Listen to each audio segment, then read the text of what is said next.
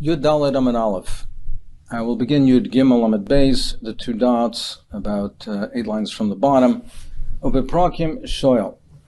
So we discussed earlier about being mafsik in the middle of Krishma, between the Parshias of Krishma and the Birchos Krishma, when you can interrupt. So the Gemara says, Ubeprakim Shoyal. Between the Parshias you can inquire after somebody that you can inquire, somebody that you have to give cover to, and you can answer. If somebody asks you, you can answer. What, to whom is he responding, and for what reason? If it's someone that he has to give cover to, well, what's the question? If he can initiate it, if he can even ask the question, certainly he can answer. Elamai, you're going to say, means he can initiate, he can ask of someone, shalom, who is mechuv to give cover to, and he can answer to anybody. If that's the case, Seifa, in the middle of the parak, it says he's someone that he's afraid of, and he can respond. Who is he responding to? If it's somebody that he's afraid of, if he can initiate it and ask, certainly he can answer. Elamai must mean that he can respond to somebody even if he's not afraid of him, someone that he has to give cover.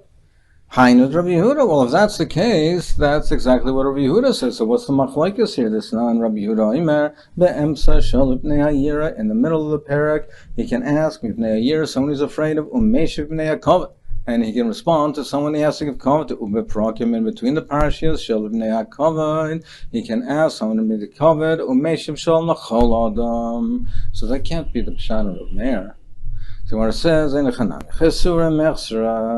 it's chaser from the Mishnah, and this is how we're learning. About prakim, between the parashas shel bnei hakavod, you can ask of someone that you have to give cover to, and certainly can respond, but only to somebody that I can cover to, not to anybody. Ube'emsa, in the middle of the parashas shel bnei hayira, he can inquire of somebody that he's afraid of. And he can certainly respond. And that's what Rabbi says. Rabbi Yehuda Omer be'emsa shel ibnei hayira. Rabbi Yehuda says be'emsa he shel ibnei hayira umeshiv ibnei hakavod, and he can even respond to someone that he's not afraid of just because of covet.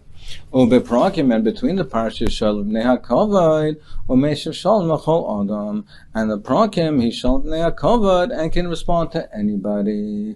Tanya namahachi, we learned similar in the Brisa. Keresh ma pagaboy rabbi oigadol heimeno. So somebody has to give cover to, but prakim is between the parashas shel ibnei hakavod vein sarach leimer shum meshiv ube'emsa shel ibnei hayira vein sarach leimer shum meshiv divrei Meir.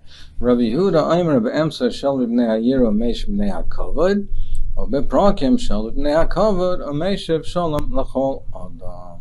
So that's the pshat and the machlokes. He asked the following question from Rav Chia. Can he be mafsik in Halal Megillah? We're talking here about being mafsik in Krishma. Can he be mafsik in Halal Megillah? Mi amrina and kal v'chomer. Do we say it's a kal v'chomer Krishma, the araisa paisek Krishma, which is the araisa, he can be paisek hal the rabbanon mibaya? Certainly hal the rabbanon he could. Or do we say no? Notwithstanding that it's a Rabbanan, but nevertheless, since there is this union of Persumei Nisa, perhaps we will not allow him to interrupt the Persumei Nisa. He can be paisek, he can interrupt, and as the Rishonim speak out, he can interrupt with the same guidelines as we have by Krishma. Depends if it's be'emsa or bein prakim, kavod, a year, etc., with the same guidelines, but not for no reason whatsoever. The days where a person, even when he says it alone by himself without the sibur, he says the whole halal. For instance, like Sukkot, like Hanukkah, when he says the whole halal, as opposed to Rosh Chodesh, where the entire Chalul is not mentioned, or the last days of Pesach. So the days that the Yomim Gomer Besahalel, Bein Perek LaPerek, between the Prakim Pesach, he can interrupt. Be'emsa Perek ain't a Pesach, but not in the middle of the Perek, not in the middle.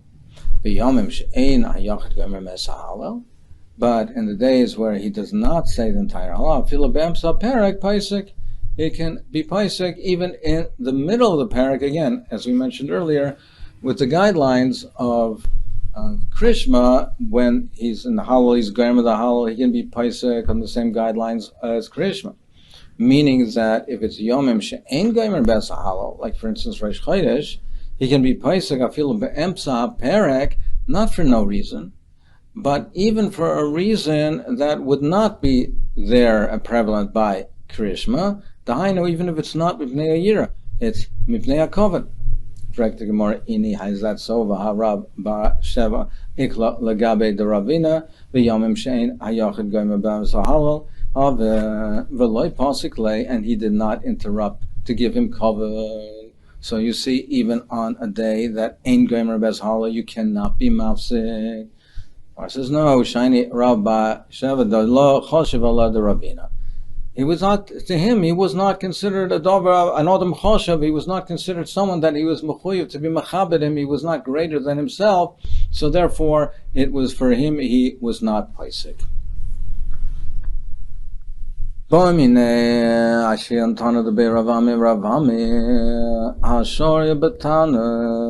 who's fasting, can he taste?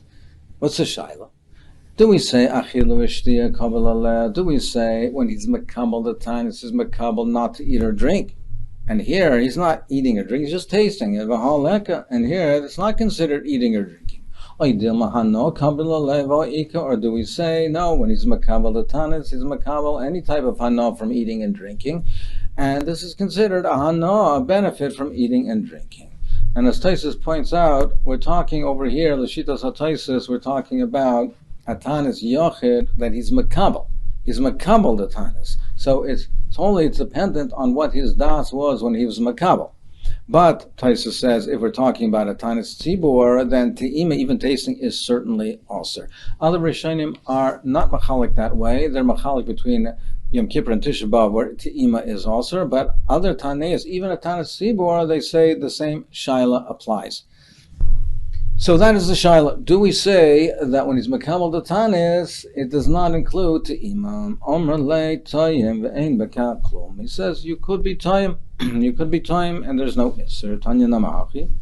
Mita'em is a woman who's tasting. She's tasting the food to see if it needs any more salt, any more ingredients. Eina tu'una bracha. That's not called eating or drinking. She does not have to make a bracha rishayna. V'hashori b'tanis. And someone who's fasting, tayim ve'ein b'ka klum, and you can be tayim, and there's no iser. There's no iser in being tayim. Yeah. Now, as Taisus brings down from Rabbeinu Chananel, tayim ve'ein b'ka klum, but he says that's provided it's not swallowed, provided you don't swallow. But swallowing would be also even te'ima. Even te'ima is swallowing, even for the purpose of testing it out and tasting to see if it needs more ingredients, you cannot swallow. That's the shita of Rabbeinu Chananel. Tayin ve'en b'kachov ad kama, even there, even where he's tayim, and even according to Rabbeinu Chananel, even if he's not swallowing, but still there's a limit to what the quantity is. What is that quantity? Ravami Ravasi Tamu ad shira v'yasa. They were tayim to a shira of a revius alug.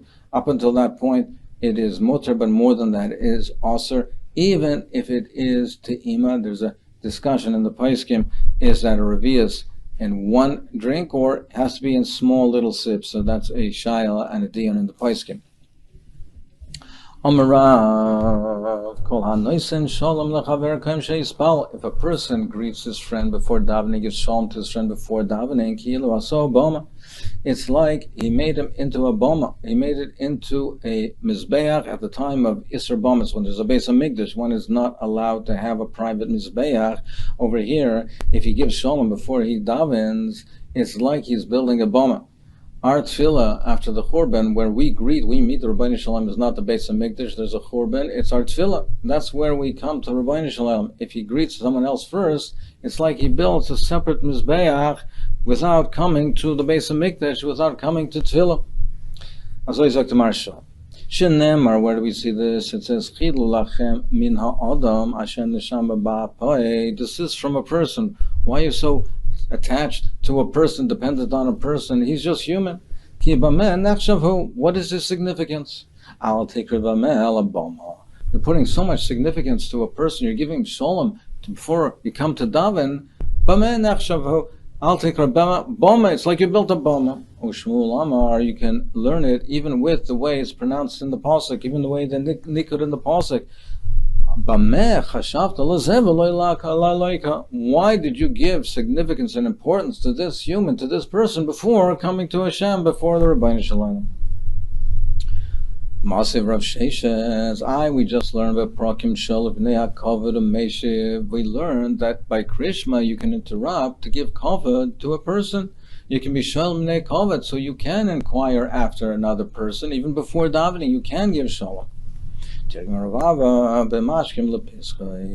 it that the Issa we're talking about is not if you happen to encounter a person. If you happen to encounter a person prior to davening, and it's a person that you mechuyev to be mechabed, you have to give him kavod. What we're talking about over here is if you make a point to go out of your way, might make a point to go to a person for the purpose of giving him shalom before davening, that's where the Issa is. Amar Vidi Baravin, Amar Yitzchak, Barishin, also, Loila Adam, Lasas, Chafesav, Kremshis Pal. A person cannot conduct his own personal business before davening. Shenemar, Tzedek, Lafonavi, Halech, V'yasam L'derech, Ba'am. So as Rashi explains, that Tzedek, Tefillah, is considered Tzedek because you're matzdik, Tefillah, you're matzdik yourself to the buyer, to the Rabbeinu Shalom. So then the pasuk says, Tzedek, and you're supposed to go and daven, and then and then go on your way, go and walk and do and take care of your personal needs. But first, tzedek lefanav yahalech. If a person does daven first and then go about his business, the Kadosh Baruch Hu takes care of his needs.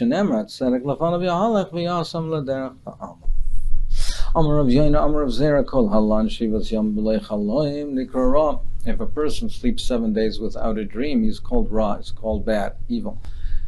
In earlier times, as opposed to nowadays, in earlier times, through a person's dreams, he was visited min hashamayim. They sent him messages, instructed him, and during the night, through his dreams, that's how he got hadracha min hashamayim. So if he goes 7 nights without a dream, means that from hashamayim, they're not being mevakim, they're not instructing him. He's called ra because they don't care about him, to direct him, to give him hadracha min hashamayim. So he's nikra ra. Nowadays, of course, we're not on that madrega. But on those days, if a person 7 days and he did not get instruction min hashamayim through his dreams, he's nikra ra. Shenemar v'saveya yolin bal yipaked ra. So literally means the person is satisfied, he's satiated, and no bad will befall him. Al tikri sheva saveya ela sheva. Don't read it saveya, satiated. Read it rather sheva. Sheva yolin Bal Yipaked Ra, that he should not, if he's Bal Yipaked, if he's Sheva Yol and Bal Yipaked, if he stays 7 days without getting a Pekida, without getting instructions, Min Hashamayim, with the Chalayim, then he's wrong. Amar L'Revach Brei Rav Chia Barava, Achim Rav Chia Rav Yochanan, Kol Hazma Masbi, he learns the passing in a different way, Kol HaMasbi Asma V'Divrei Torah. He fills himself, he satiates himself with divrei Torah velan, and then he goes to sleep. Ein mevasar nois besuras rois. He's not, no evil tidings are given to him. Shenemar ve'saveya. He learns it saveya, the way the nikud is saveya yolin. If he goes to sleep saveya, filled with Torah, bal yipaked ra, no evil will befall him. He will not be told of any evil tidings.